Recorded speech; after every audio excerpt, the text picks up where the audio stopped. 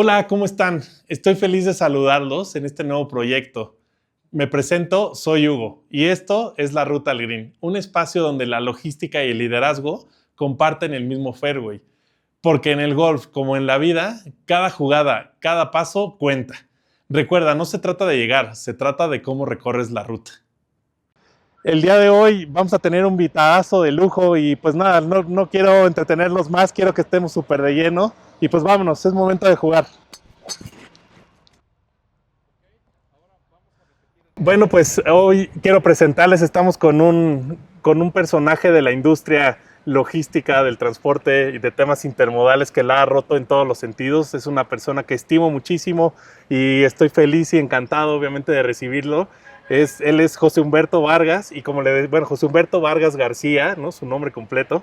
Pero como les decimos los amigos, pues Beto, bienvenido, qué gusto tenerte por aquí. Muchas gracias encantado por acompañarnos en este piloto de la Ruta al Green. Cuéntanos un poquito cómo estás, cómo te sientes, qué es de ti ahorita en este último mes, qué has hecho, cuéntanos un poquito. Antes que nada, Hugo, muchas gracias por la invitación. Encantado de estar aquí contigo en el lanzamiento del programa. La verdad, te deseo el mayor de los éxitos. Estoy seguro que lo vas a tener y estoy seguro que vamos a ver a muchos de mis colegas pasar por estos 9, 18 hoyos, los que sean, compartiéndonos parte de sus historias.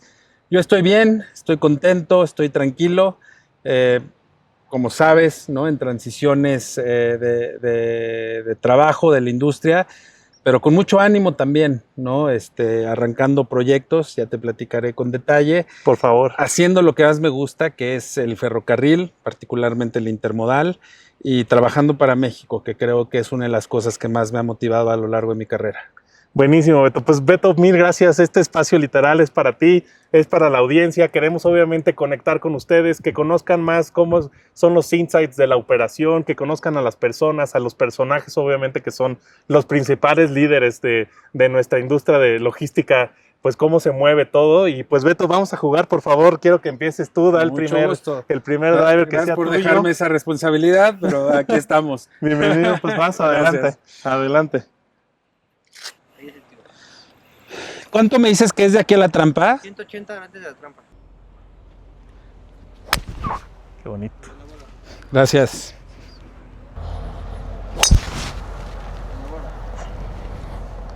Buen tiro, güey. Súper, Beto. Oye, pues la verdad estoy encantado. Gracias por estar aquí con nosotros. Quiero platicar contigo mil cosas. O sea, sé que tienes una historia riquísima que contarnos de tu trayectoria, de errores obviamente que has tenido, que te han hecho obviamente hoy tener el liderazgo que tienes. Pero primero cuéntame de ti. O sea, quiero saber más de Beto. Pues cuéntame un poquito cómo fue tu infancia, cómo creciste, cómo de repente pues fuiste evolucionando y teniendo las ganas de repente de estar pues desarrollándote en aspectos obviamente tan diferentes. Sé que te gusta también correr. Pues platícame de ti, ¿no? Soy el menor de 3 hermanos. Okay. Mi hermano mayor, que me lleva 5 años. Luego mi hermana, que es 3 años más chica que mi hermano mayor. Mi hermano es Ernesto, Pati, y luego estoy yo. Entre Pati y yo hay 1 año y medio de diferencia. Okay. Pues a ver, es la familia, ¿no? Naturalmente mi mamá y mi papá, comerciantes los dos. No es el objetivo, pero te puedo platicar un poquito de mi papá, porque es parte de la escuela, mis papás, ¿no? Y eso puede explicar un poco el espíritu de trabajo fuerte, ¿no? Okay. Mi papá cuando nació era muy pobre, es de Hidalgo, se harta de vivir en su pueblo, se viene en bici a la Ciudad de México. ¿En bici? Wow. Sí, ¿no? Te estoy hablando antes de la década de los 70. O sea, él cuenta que tenía 15 años cuando se vino. Bien joven. Eso es el 63. Okay. Llega a la Merced, empieza a trabajar como cargador en la Merced y empieza a tener ambición, ¿no? O sea, digo, la misma ambición que tuvo al salirse del pueblo, de hartarte de querer salir de la pobreza. Pues empieza lo que en el mercado de las hortalizas y las verduras, que en este caso el jitomate, okay, se conoce como coyotear, que compras 2, 3 cajitas a 10, las vendes a 15, claro, luego compras 50, luego 100, para no hacerte cuenta largo. Eso fue a los 15 de mi papá. Cuando yo nací, mi papá ya tenía 3 ranchos. Ya tenía camiones. Qué impresión, de venirse en bici. De venirse en bici, aparte de una carretera que ni existía, seguro. No, o sea, Wow. pues eran otros tiempos. Gran ¿no? historia. Y bueno, creo que es parte de la formación que tuve en casa. Mis papás desde muy chavo pues, nos hacían trabajar en la compañía de la familia. Hoy agradeces muchas enseñanzas de esas, hay otras que no agradeces, ¿no? A esa familia. A esa edad es muy difícil ponerte a trabajar tan chavo, pero... Claro. Y entender sobre todo, yo creo que pues, es muy importante, ver, ¿no? Yo creo que sí, digo, también a la educación de otros tiempos, de 2 papás que quizá ni siquiera tuvieron educación media, ¿no? O más allá de educación media. Entonces era otra cultura, otro tipo de educación, ¿no? Otro tipo de formación. Insisto, agradeces muchas cosas, otras que a lo mejor se pudieran haber dado diferente. Al final del día, esto de hoy es el resultado de todo ese aprendizaje, de todo ese camino de chavo. Yo estudié ingeniería química, como lo mencionaste. Y una de las razones, o más bien la razón por la que estudio ingeniería química es porque no sabía qué hacer de mi vida, güey. O sea, yo creo que a los 18 años, 19, estás muy chavo para decidir qué vas a hacer el resto de tu vida. Y que tengo que estudiar algo que me deje muy preparado para lo que se venga, ¿no? Que ingeniería química, ¿no? Claro. Tiene un campo de trabajo muy amplio, puedes estar metido en muchos aspectos de las diferentes empresas. No solo producción, pues hay mucho campo de trabajo para el ingeniero químico. Y de ahí salió, ¿no? Así fue como decidí. Es muy relevante el tema o el dato porque entré a trabajar a esta industria por un ingeniero químico. Esta persona que le tengo el amor más grande que le puedo tener y agradecimiento y reconocimiento al ingeniero René Lerch, que en paz descanse. Fue mi mentor, él fue quien me contrató. Y él era ingeniero químico con ya muchos años trabajando dentro del Grupo México en la parte minera, y cuando adquieren el ferrocarril lo traen al lado del ferrocarril y él busca un ingeniero químico recién egresado, nada más por afinidad de pensamiento, ¿no? Justo eso es algo que te iba a preguntar, fíjate, ¿cómo un ingeniero químico acaba en una industria que, a ver, obviamente yo sé que hay N cantidad de ramas donde te puedes desarrollar, pero para cómo te llevó hasta a desarrollar tantos proyectos nuevos, tan retadores, pues obviamente tan ricos y tan pobres en cierto sentido, porque al final son proyectos nuevos y hay que empezar desde cero, y cómo conocer obviamente esa estructura, y como ingeniero químico de repente a todo lo que te has convertido, que no me quiero adelantar, ya platicaremos obviamente en dónde estás, pero está padrísimo, qué padre, pues la verdad me encanta que nos lo cuentes, porque pues todo el mundo venimos desde, o sea, cuál es nuestro primer paso, cuál es nuestro punto cero, cómo partimos, y obviamente pues de ahí para seguir, ¿no? Literal. Es lo que todo el mundo me pregunta siempre, o sea, ¿cómo siendo ingeniero químico terminaste en esta industria, ¿no? ¿Y qué tanto aplicas de tu carrera? Ya lo platicaremos, al final del día era capacidad de análisis, lo que aprendes mucho en ingeniería química es eso, ¿no? Es una capacidad de análisis enorme, es muy procesal, la logística es muy procesal. ¿No? O sea, a ver, todo el mundo se imagina que el ingeniero químico es en un laboratorio haciendo reacciones y compuestos. No es el campo del ingeniero químico, en realidad es el campo del químico. El ingeniero químico está en otras cosas, pero yo te puedo decir que esa mente procesal que desarrollé, al final del día es lo que hago, lo que es todos los días en la logística, ¿no? Qué impresionante. Sí. ¿Sabes que se me ocurre algo? Vamos a pegarle, a ver quién ahorita nos acercamos más a la bandera. El que está atrás le pega primero. Y ahora me toca a mí primero, sí, justo, para que me sigas contando, porque siento que hay muchísimo y lo vamos a juntar con el reto.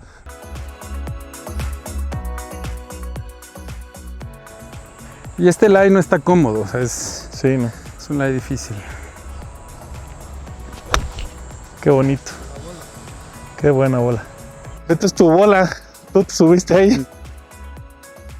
Gran golpe, Beto. Gran golpe. Gracias. No, ya no la marques, ya está dada. Gracias. Bien.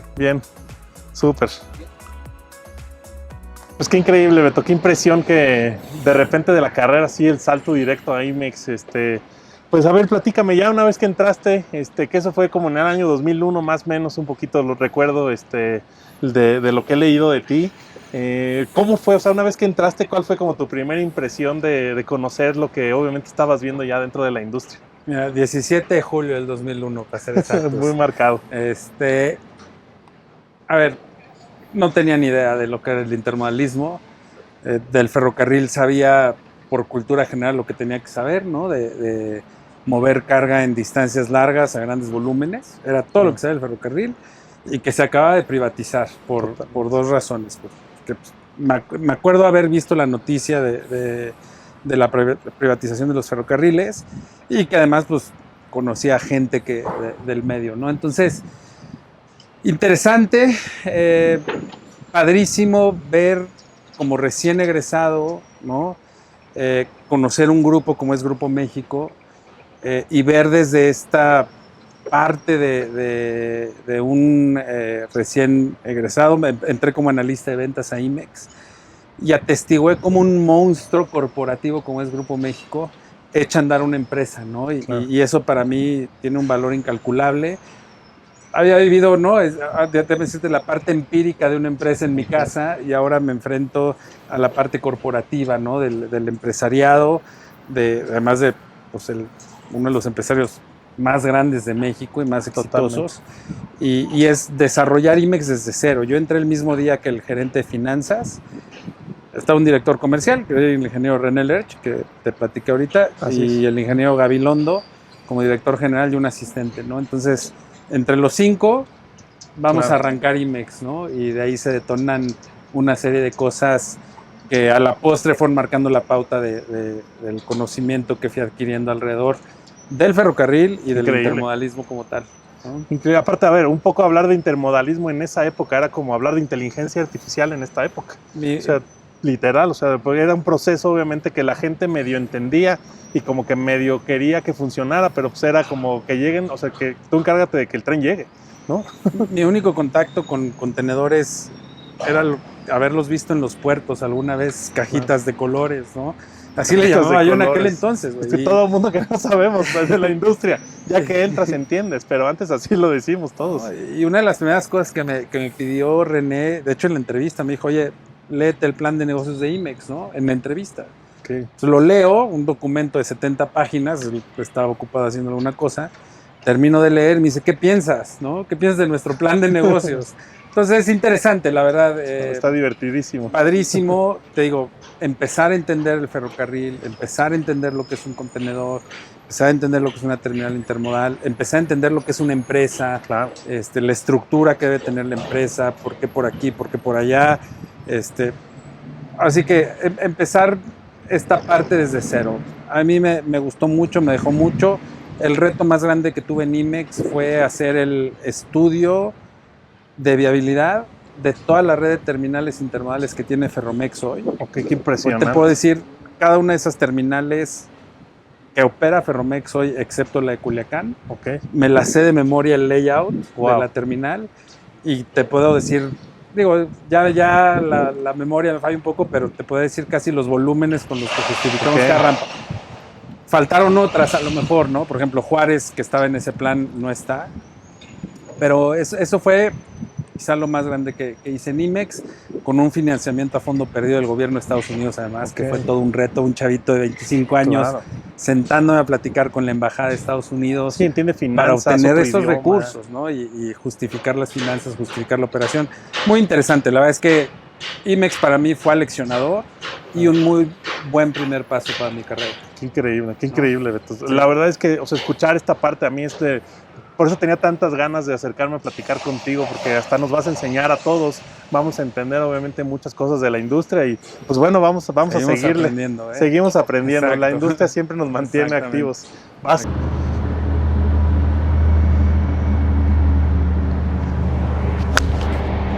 Bonito golpe.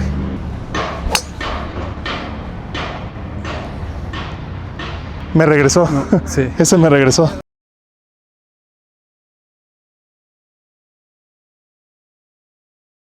Si hablamos de transporte y logística en México, no puedo dejar de mencionar a Cetramex Transportes. Con más de 20 años de experiencia, cuentan con una flota propia que les permite ofrecer disponibilidad inmediata y soluciones eficientes para cualquier operación logística. Su infraestructura y experiencia los convierten en una opción confiable en todo el país. Gracias Cetramex por ser patrocinador de la Ruta al Green.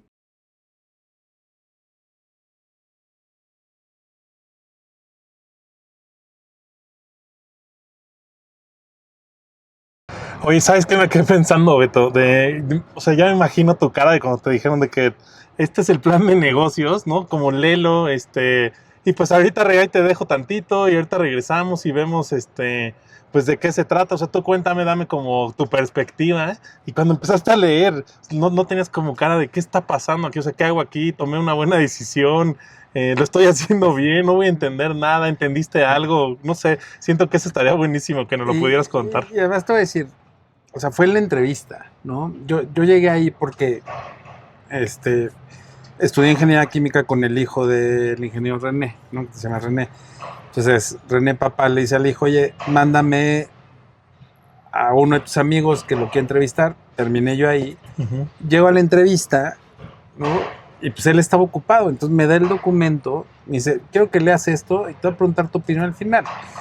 En mi vida había estado frente a un plan de negocios, Claro. Así, ¿no? O sea, a ver, traes este bagaje lo comenté hace rato, traes el bagaje de la empresa familiar, traes ideas, eres universitario, ¿no? Recién egresado, te quieres comer el mundo a puños, sabes todo, te pones ese documento y te das cuenta que no sabes ni más. Justo. ¿No? Digo, entonces, pues sí, es empezar a ver, hay cosas que medio le entiendes, ¿no? O sea, claro. la parte a lo mejor de la estructura del negocio, cosas que de repente ves en la teoría de algunas materias de la universidad. Claro. Y pues algo que yo desconocía por completo era el contenedor, el intermodalismo, el mercado, el cómo se...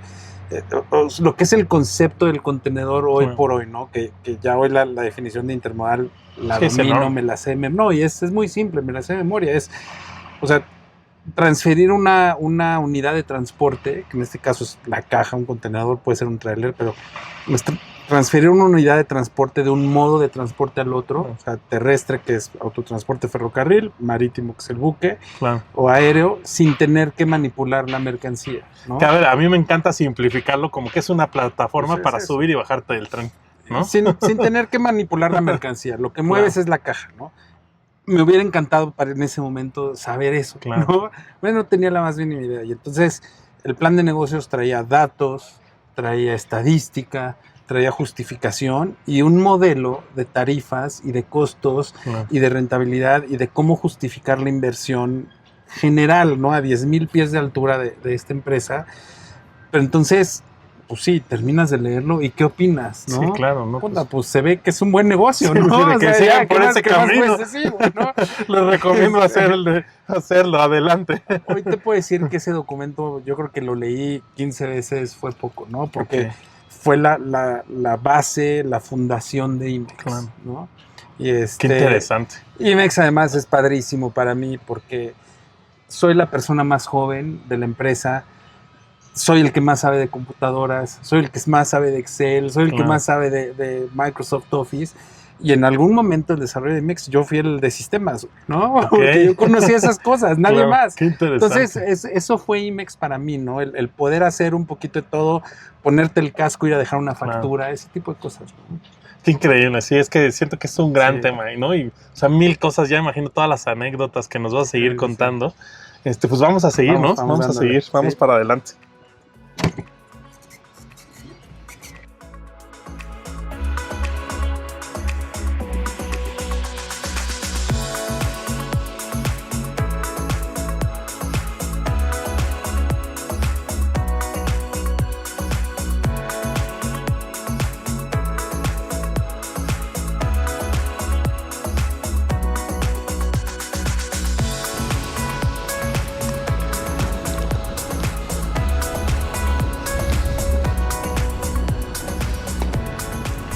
Entró.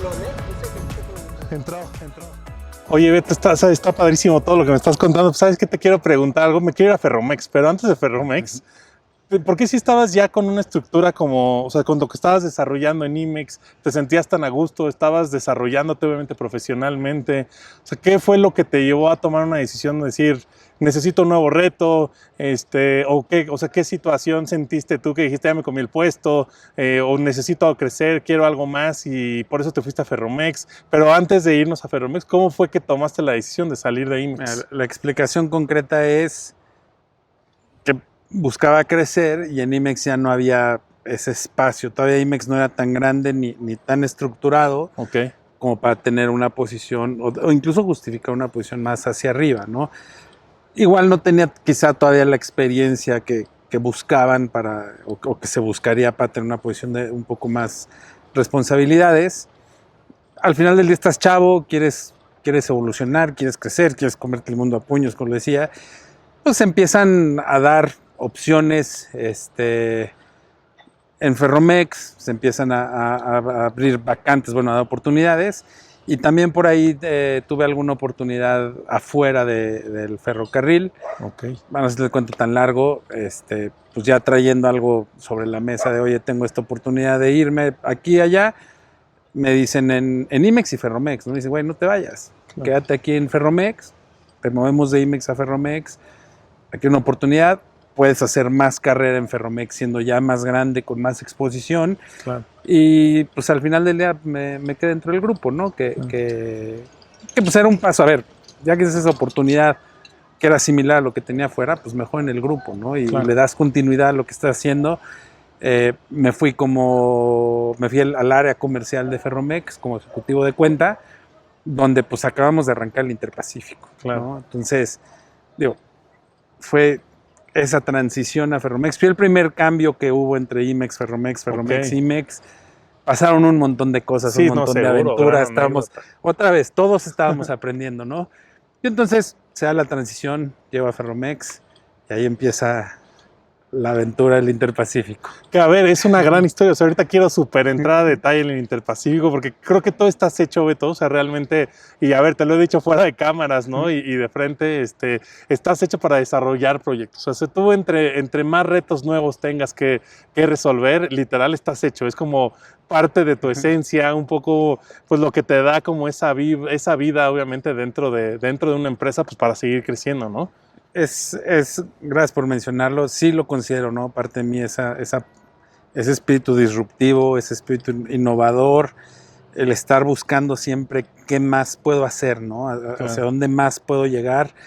Tengo esto, lo desarrollo y qué sigue, ¿no? Porque no nada más es quedarte ahí.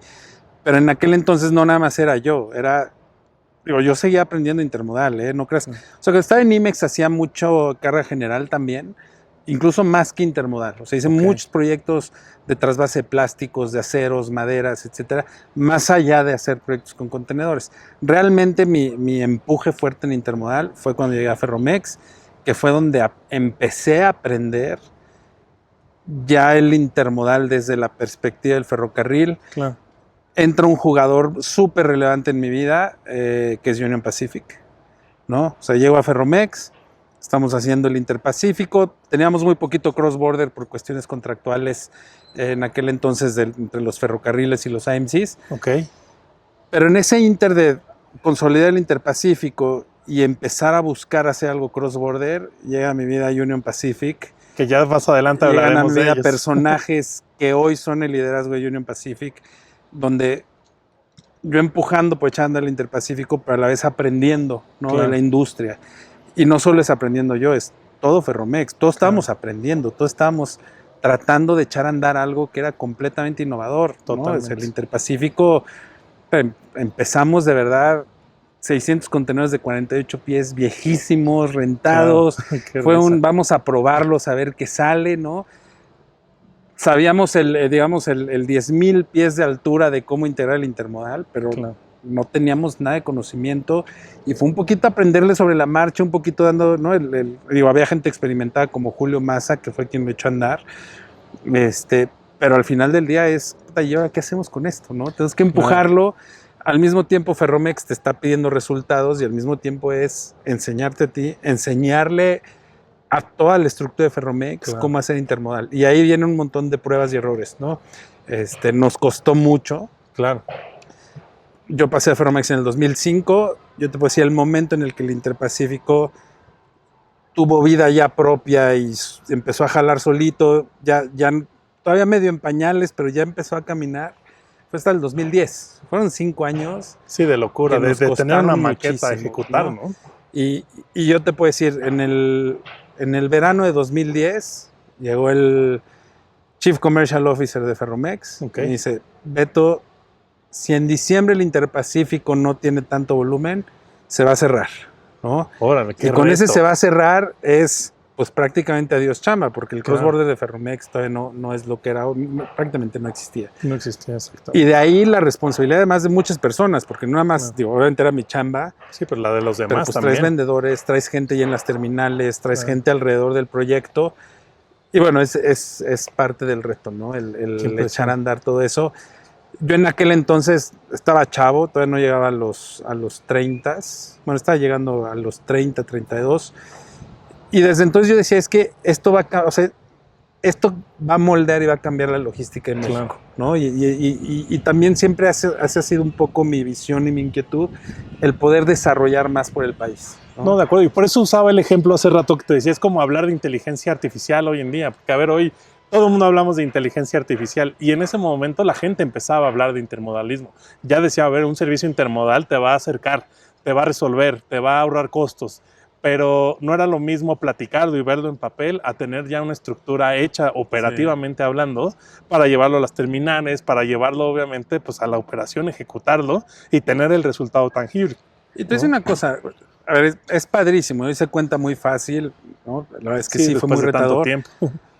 No es que estuviéramos, no es que Ferromex y nosotros fuéramos los únicos intentando hacerlo. El mismo TFM intentó hacer con estos road railers, intentaron hacer muchas cosas.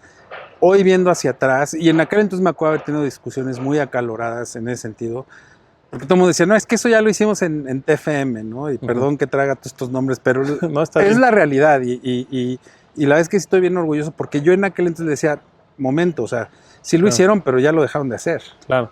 Se va a quedar. Así es. ¿No? Y se quedó, y ve lo que soy. Ve lo que soy, exactamente. Y en serio llegué a tener esas discusiones con la gente que echó a andar en TFM el Road Railer, y en serio les contestaba así, les decía así, nada más que sí se va a quedar. Claro. Y en 20 años vamos a seguir hablando del Interpacífico. Nice. No, qué increíble. Es que, a ver, ya me imagino las juntas, ¿no? Y aparte los golpes, porque aparte también en ese momento encontrar una estructura con estas personas que obviamente ya tenían este perfil de liderazgo, ya tenían un camino recorrido y que de repente una persona joven con una estructura nueva, con una estructura diferente, sentarte obviamente a explicar lo que sí se tenía que hacer, ¿no? Encontrar el cómo sí para mantenerlo, cuando sabían que ya habían existido otros ejercicios y otros ejemplos donde pues se ejecutó, pero al final no se mantenía. Entonces yo me imagino ese choque de cultura, de pensamiento, de pues a ver, Beto, sí, qué padre que traes esa energía, pero a tus 32 años te falta muchísimo de crecer y de conocer. Yo te puedo decir con esta experiencia y con esto que he desarrollado, ¿por qué no? Entonces ya me imagino esos choques increíbles de haber estado bien divertidos esas el último juntas. CEO para el que trabajé, no hasta hace mucho, ¿no? Me gusta mucho cómo lo plantea él al final del día. Es un ferrocarrilero de 40 y tantos años. Claro. Y él dice, ¿no? A ver, me encantan los trenes intermodales, así largos, con su doble estiba, van súper rápido. Claro. Dice, pero un tren de verdad es un tren de manifiesto, ¿no? Estos trenes de carga, grandotes. Lo pongo así porque diste en el clavo. O sea, en aquel entonces, imagínate un chavito de 28, 30 años explicándole a la gente que traía un bagaje en Ferromex desde Ferronales, porque cuando se privatiza el ferrocarril, muchas de las personas que lo continuaron operando, pues venían desde Ferronales, tenían toda la experiencia para hacerlo. Entonces llegas tú, ¿no? Con personas que llevan, no sé, 20 25 años operando el ferrocarril. Entonces es que el intermodal es el futuro del ferrocarril, ¿no? Y estén como, por favor, ¿no? O sea... Fue lo que imprimimos mientras seguimos platicando los adultos. Factura y luego platicamos. No, la verdad es que, a ver, fueron experiencias padrísimas. Hoy te puedo decir, todos aprendimos desde la persona de operaciones que lleva 25 años, desde el chavito nuevo, desde la gente que a lo mejor entró y empezó a conocer este otro mundo también. La verdad es que aprendimos muchísimo. Se fue madurando muy rápido y muy padre, al grado que yo sí estoy convencido que logramos el cambio de la manera en la que se mueve la carga en México, ¿no? Y se va a seguir haciendo. Entonces, eso es lo que para mí fue el Interpacífico. Qué increíble, ¿no? Qué increíble. O sea, quiero que sigamos obviamente con Ferromex. Vamos a seguir también para adelante, el siguiente hoyo. Sí, claro. Y pues para también seguir platicando y seguir obviamente entendiendo parte de tu trayectoria. Vale. Listo, pues nos seguimos, ¿no? Al próximo. Ahí nos vemos. Ya vieron lo importante que fue el Interpacífico para mí, ¿eh? Presten atención a eso. Seguimos.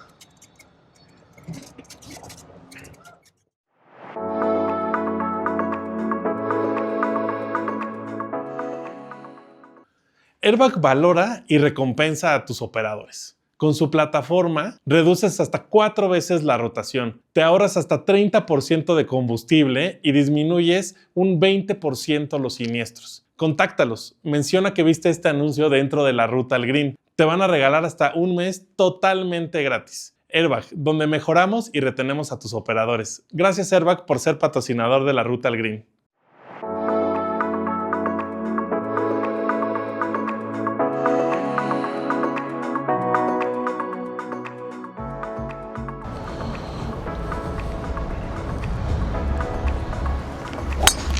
Buena.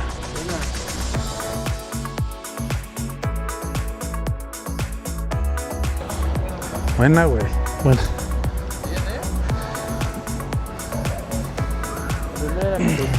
Sí, obvio.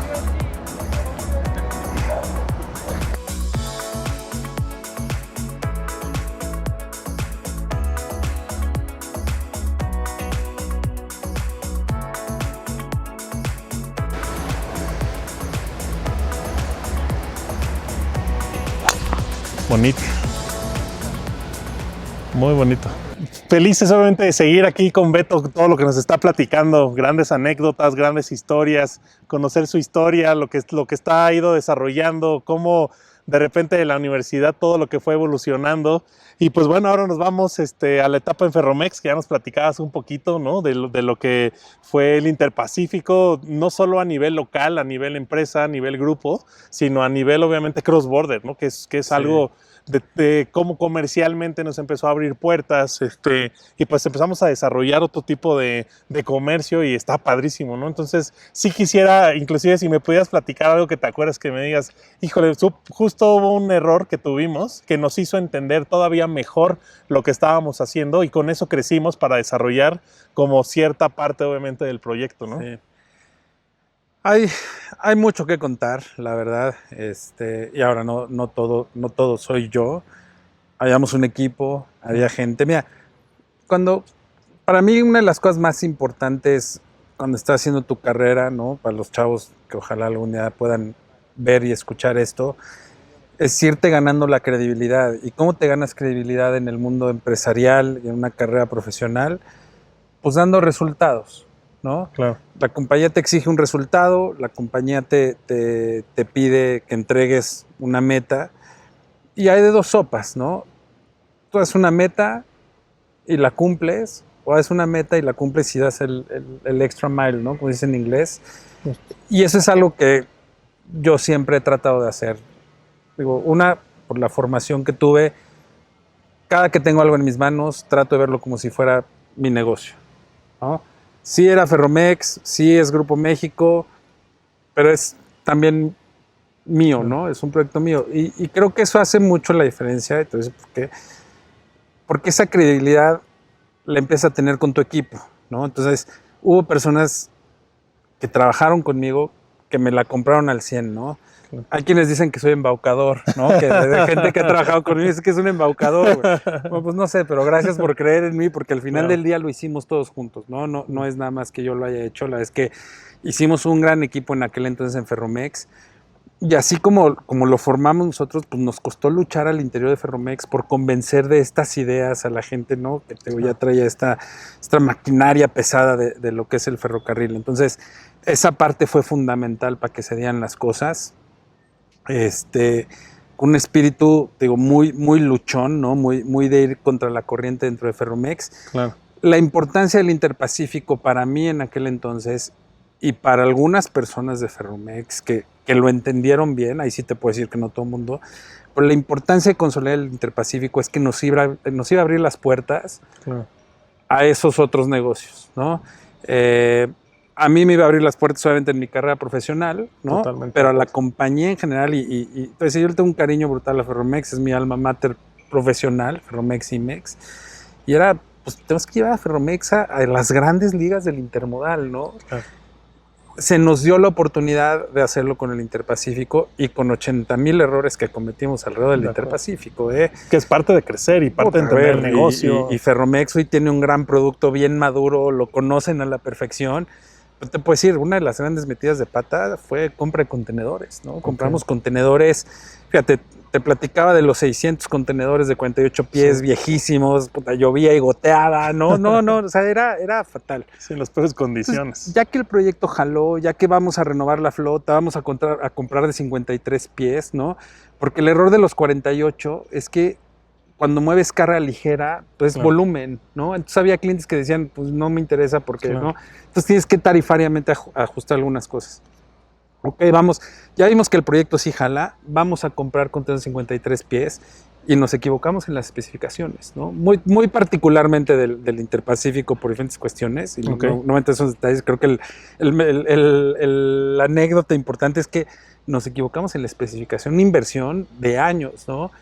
Y ahora pues hacerlo funcionar. Claro, que aparte, a ver, es la parte inicial del proyecto. Claro, ¿no? Y entonces pues tuvimos que hacerlo funcionar con esos contenedores que pues, ni modo, nos equivocamos. Obviamente aprendimos la lección y fuimos, ¿no? Conforme se fue renovando la flota, conforme fuimos comprando más, ya los fuimos adecuando a lo que el Interpacífico necesitaba. Entonces, pues todos, ¿no? O sea, es la manera de aprender, te equivocas y aprendes. Y de crecer, además. Y de crecer. Y digo, afortunadamente se fueron dando las cosas. Los clientes también nos fueron comprando el proyecto. Hay clientes muy comprometidos con este tipo de proyectos. Y se dieron. Y te mencionaba, y ahí es donde quizás es muy relevante UP, porque se empieza a dar una coyuntura en la competencia de los ferrocarriles en México, y hablando del tráfico cross-border, donde empezamos a hacer estas sinergias. Y por un proyecto que una filial de Union Pacific tenía en México, un proyecto automotriz, el Interpacífico se vuelve una pieza angular para que si demostramos que ahí podemos hacer funcionar nuestro producto intermodal que no teníamos realmente tan consistente, realmente no teníamos en el cross-border. Sí hacíamos Nogales, Hermosillo para Ford y muy poquito cross-border por Juárez. De repente dicen, es que si el Interpacífico lo hacemos funcionar de esta manera, para carga automotriz, con tiempos just in time, con frecuencias diarias, la industria va a voltear a ver, pero sobre todo le vamos a demostrar a la industria cross-border de autopartes que podemos dar el servicio, ¿no? Que aparte, a ver, perdón que te interrumpa, pero hoy es un proceso clave dentro de la industria automotriz. Claro. O sea, sin ese pasado, hoy la industria automotriz no tendría obviamente esa agilidad que tiene obviamente, ¿no? Digo, perdóname, te interrumpí, pero al final sí siento que todas estas bases, hoy se están viendo los resultados. Y entonces aprovechamos la coyuntura, nos ponemos las pilas con el Interpacífico. Yo te quiero dar números también para ponerle un poco de tamaños. Cuando yo entré a Ferromex, movíamos 50 contenedores al mes. ¿No? En el 2010 ya estábamos moviendo alrededor de 15,000. Al mes. Perdóname, al año. O sea, unos 1,200 al mes. ¿No? Cuando en el 2012 ya movíamos 2,200. ¿no? Wow. Pero al final del día tuvimos que demostrar con este proyecto en particular que estábamos preparados como Ferromex para voltear a otros horizontes. Claro. Entonces en el 2010 se da este proyecto de la mano con esta filial de UP. Empezamos a voltear a otros proyectos. 2011 arrancamos un tren intermodal Piedras Negras, Guadalajara. Qué increíble. O sea, digo, ya autopartes, ¿no? No nos fue bien, la verdad. Otra vez, en el querer, como dicen los que cazan, ¿no? El que mucho abarca, poco aprieta. Entonces, la verdad es que quisimos hacer mucho. Tuvimos ahí un par de errores de planeación. No nos fue bien. Pero de ese error aprendimos qué es lo que teníamos que hacer. Y me acuerdo muy bien, digo, para el 2010 yo fui gerente de cross-border y doméstico de Ferromex Intermodal en el 2006. En el 2010 me promueven a subdirector. En el 2011 pasa este tren de partes de Piedras Negras, Guadalajara, que funcionó 10 meses, luego se cayó. Pero aún así con ese error, llegué llegué con UP, vamos a arrancar el Eagle Premier. Pero para arrancarlo, señores, ahora sí tenemos que hacer todo esto antes de... Y el Eagle Premium ahí está, ¿no? Qué impresionante, qué impresionante. Padrísimo. La verdad es que sí. Nos dolió cañón lo de Guadalajara, de Piedras Negras, que se nos haya caído. Y ahí te puedo decir, prácticamente me quedé solo. Pero cuando digo solo, me quedé solo. Me acuerdo mucho una llamada que tuve con UP, tratando de hacerles ver que íbamos a cumplir con el servicio. Y un alto ejecutivo de UP me contesta: Beto, estoy harto de tus presentaciones bonitas, necesitamos resultados.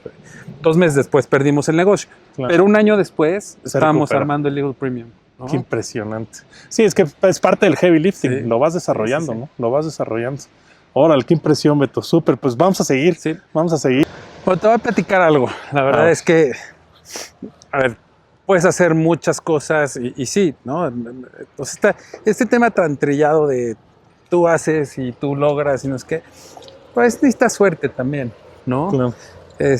Sí trabajamos mucho en el Interpacífico, logramos hacer un montón de cosas y hablo un poquito en la escalera o en mi crecimiento profesional. Y eso nos va a ayudar a platicar un poco de después cómo me fui para Werner, pero estoy en Ferromex, soy gerente de Cross Border y doméstico. Okay. Se empiezan a dar estas oportunidades porque un subdirector renunció, porque agarró una nueva chamba. Entonces, la obligación en el mundo corporativo es alzar la mano para que te consideren en esa posición, ¿no? Entonces, todos los gerentes comerciales, pues tienes que alzar la mano para que te den el puesto de subdirector. Sí, de acuerdo. Fue subdirector de industriales y yo, la neta, no quería ese puesto, ¿no? Y entonces no quería ser visto como el gerente que no le interesó crecer y no alzó la mano. Claro. Entonces voy y hablo con el director comercial adjunto, Chief Commercial Officer. Le dije, a ver, mira, vine porque no quiero que piensen que no me interesa. Pero realmente lo que no me interesa es esa posición. Yo quiero crecer, pero en intermodal, ¿no? Y me dice, ay, qué bueno que me lo dices ¿no? Le dije, sí, digo, sé que ahorita no está la posición, pero si algún día se da, de verdad, dame la oportunidad de crecer en intermodal. Eso fue a mediados del 2010, creo, 2011. Okay. 5 años ya que tenías dentro. Y entonces, al poco tiempo, este cuate, este jefe, y me dice, oye, te vamos a promover a subdirector de automotriz. Ok. Y pues bueno, la tomas, ¿no? Oye, pues gracias, ¿no? Siempre vas a tomar una promoción.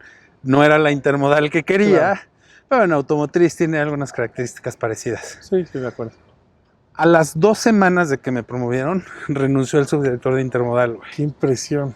Entonces llega este jefe y me dice, Beto, pues ahí está, güey, o sea, ya es lo natural. Son esos golpes de suerte que a veces necesitas tener y que la vida te pone, pues ahí, ¿no? Claro. Entonces ya tomé las riendas del negocio intermodal de Ferromex. Qué impresionante. Y bueno, ya tenía a cargo pues, todo, ¿no? Y ahí desde ahí ya tenía una posición un poco más de... Sí, más estratégica. Más estratégica y para empujar estos tipos de proyectos ya veía Manzanillo, ya veía Ferrosur, ya veía, ¿no? O sea, ya era otro tipo de cosa. Seguía aprendiendo mucho también, ¿no? Y bueno, al final del día, así es como llegué a la subdirección. Estuve casi 2 años en la subdirección y luego me fui a Werner. Justo te iba a preguntar, a ver, o sea, traes un crecimiento, obviamente hasta natural, si lo quieres ver de cierta manera, y de repente es como, esto ya es tuyo, o sea, todo esto ya lo estás desarrollando. Y cómo detener esto, ¿no? Y decir, qué padre, ya aprendí lo que tenía que aprender, quiero mi siguiente reto. Werner, ¿cómo entra dentro de esta estructura? ¿Cómo entra dentro de la plática? ¿Quién te busca? ¿Tú los buscas? ¿Cómo se da la oportunidad? Porque, a ver, uno pensaría, dices, ya tengo una subdirección, estoy teniendo mi plan de carrera, pues obviamente lo que sigue es la dirección, ¿no? Y obviamente sería como lo natural, pero de repente aparece esta oportunidad que a ver, obviamente en Werner, todo lo que desarrollaste y que ya obviamente entraremos en detalle de esa parte, pero ¿cómo tomas esa decisión? ¿Es una decisión fácil? ¿Es una decisión difícil? ¿Cómo lo sentiste? Probablemente es una de las decisiones que más trabajo me costó tomar en mi carrera. A Werner también le tengo un cariño brutal, porque además Werner es una compañía fantástica, sí, ¿no? Sí. Es una familia, de verdad, trabajas en una familia. Pero bueno, antes de llegar allá, estoy muy feliz, muy contento haciendo mi trabajo en Ferromex, el Interpacífico ya consolidado. planeando arrancar el Eagle Premium, viendo y resolviendo cosas en Manzanillo. Una de mis cosas es, de verdad, soy muy hands-on, ¿no? Entonces me meto a donde me tenga que meter, sobre todo para entender, y ya que entiendes, ver qué hay que hacer, ¿no? Entonces en Manzanillo estábamos haciendo relaciones con las navieras, nos estaba empezando a ir bien, y de repente me habla un headhunter y me dice, oye, Beto, vi tu perfil, no sé ni dónde, porque todavía no había LinkedIn, o bueno, yo no tenía LinkedIn en aquel entonces. Vi tu perfil y creo que la empresa que me contrató le interesaría mucho platicar contigo. Le dije, no sé dónde lo hayas visto, pero mira, mi carrera ha cambiado porque tiene muchísimo que yo no doy información de mi currículum a nadie. Entonces, mi carrera ha cambiado así. Me dice, te invito a platicar, platícame cómo estás y vemos. A veces te cuento largo, a las semanas ya tenía una propuesta de Werner. Qué impresionante. Bajé de puesto. Increíble. Me pagaron más. Respuesta, me agarraron a billetas. Ok. Iba a decir algo, no es que Werner haya salido con el portafolio cargado de dólares, pero al final del día era una muy buena oportunidad que me pagaba bastante mejor. Claro. Me dolió cañón dejar el Interpacífico. Me dolió todavía más no ver arrancar el Eagle Premium. Justo te iba a decir, ¿no? Todo lo que estabas desarrollando y de repente decir, entonces, doy este paso para acá. Ya sembré todo y ahora me tengo que mover y no ver la cosecha, ¿no?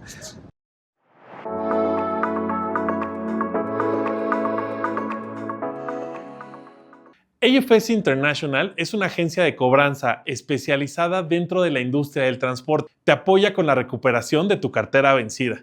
Tienen cobertura tanto nacional como internacional y algunos de los servicios que ofrecen y que te pueden resolver son cobranza empresarial, cobranza internacional, factoraje para transportistas y capacitación, entre otras. Muchas gracias a AFS International por ser patrocinador de la Gruta al Green.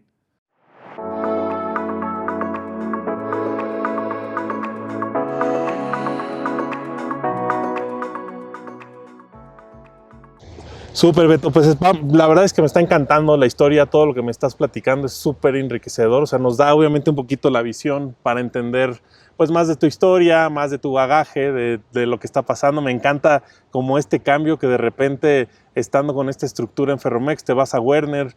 ¿Y qué te gustaría destacar dentro de esta historia de Werner una vez que entraste? ¿Qué aprendiste? Pues a ver, cuéntanos, literal, nos encantaría escucharlo.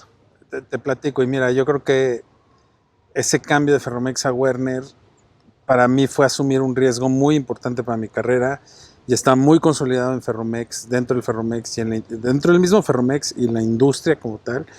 Y me voy a Werner y era un volado, ¿no? Y es, si te sale el proyecto, porque era arrancar la red intermodal de Werner en México, ¿no? Entonces, si te sale el proyecto, te posicionas, ¿no? Y te das un empuje más en la carrera. Si no te sale, te quedas. Sí, totalmente. ¿No? Y afortunadamente las cosas salieron. La verdad es que yo le tengo un agradecimiento enorme a Werner también. Me apoyaron muchísimo, me dejaron ser, me escucharon, compraron mis ideas. La verdad es que me dieron mucho apoyo y mucha paciencia en que se pudiera consolidar el proyecto. Y eso la verdad es que en una empresa transnacional vale mucho, ¿no? Porque es tiempo, el tiempo es dinero y entonces así es como se dieron las cosas. También nos atrevimos a hacer mucho, me metí a veces en algún problema. Tuve algún jefe que me dijo, utilizó esta expresión, Beto, esas son las razones por las cuales se despiden a la gente, ¿no? Imagínate, pero porque me atreví a hacer cosas también fuera de la caja, pero el proyecto se dio, ¿no? Crecimos mucho. Es como te decía, en Werner, lo padre fue otra vez empezar desde cero. Claro. Nos envolvimos todos en el proyecto, construí el equipo, vamos, todo se dio bien, crecimos mucho. La idea en Werner, y desde que llegué dije, tenemos que volvernos el IMC número 1 de México. Quizá habrá que dimensionarlo cómo se dieron las cosas, pero la verdad es que en 3 años y medio, 4 años y medio de mover 0 contenedores, ya movíamos 10,000 en el 4º año, ¿no? Sí, y la verdad es que año.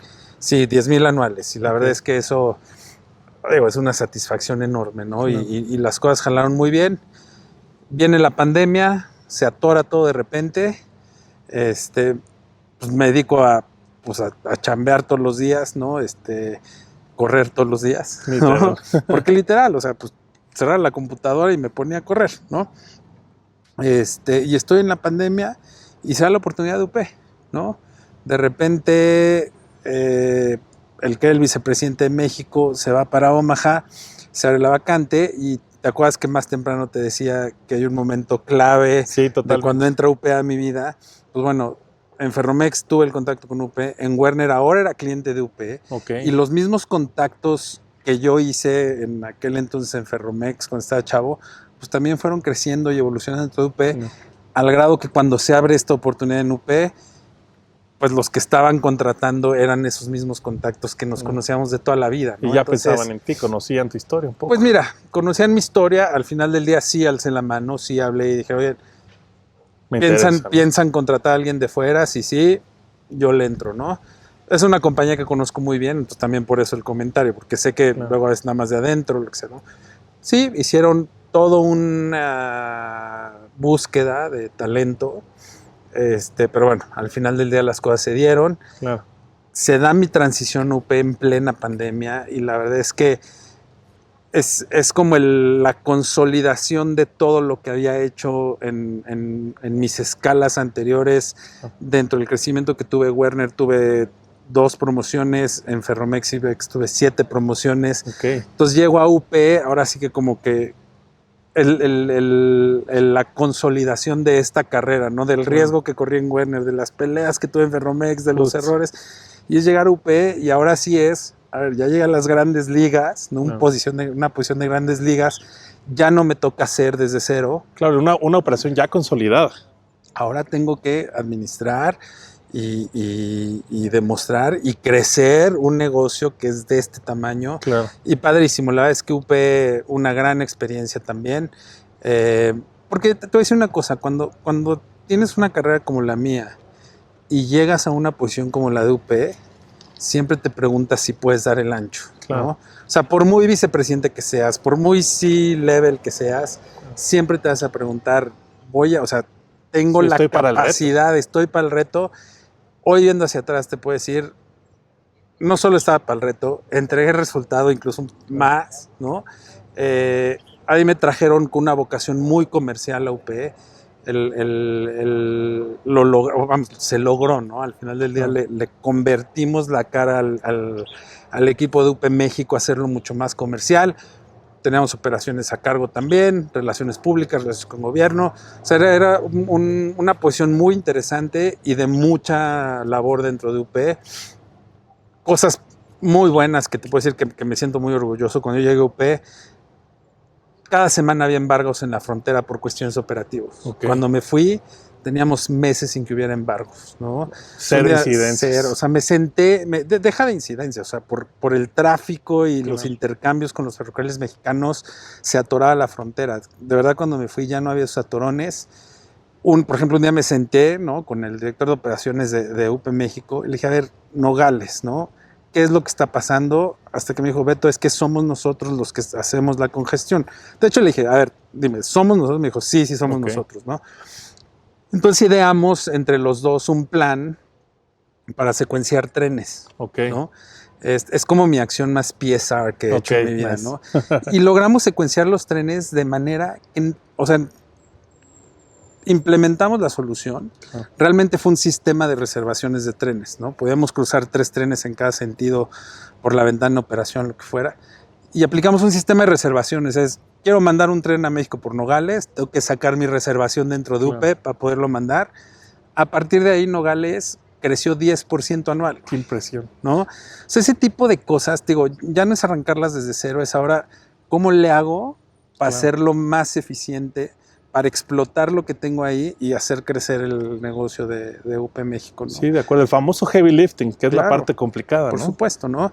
Y entonces la verdad es que padrísimo, la verdad es que ya es una experiencia ahora sí muy enriquecedora, con mucho exposure, ya no solo intermodal, ya es todo el ferrocarril. Entonces ya es, a ver, cuando estás en el ferrocarril escuchas cómo es el tren de grano, escuchas cómo es el tren de combustibles, el de carbón, manifiesto. Pues no es lo mismo que estar en tu día a día con eso. De acuerdo. Y a pesar de llevar 20 años en la industria, es una industria en la que nunca dejas de aprender. Nunca dejas de aprender. ¿no? Y hoy de verdad estoy bien contento de a dónde me llevó este camino. Estoy súper contento de incluso cómo se dieron las cosas de UP, a pesar de la salida de UP. La verdad es que salgo de UP por recorte de costos, eliminan la posición y encuentro un reconocimiento en la industria que no lo esperaba, la verdad.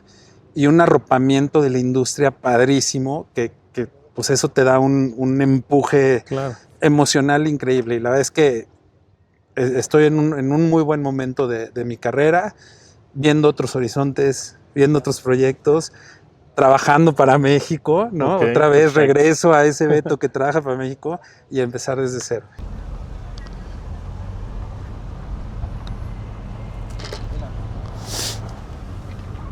Parchecito. Perfecto. Buen par. Buena Hugo. Beto, pues muchas gracias. La verdad estoy fascinado de haber escuchado. Primero, estoy agradecidísimo de que seas mi primer invitado, de que participes en este nuevo proyecto. La Ruta al Green tiene muchísimo que aportar también a la industria, seguir brindando información, conociendo obviamente insights del sector y sobre todo conocer lo humano, la parte que está de toda esa estrategia que hay atrás. Entonces estoy agradecidísimo. Muchas gracias por caminar este primer fairway conmigo.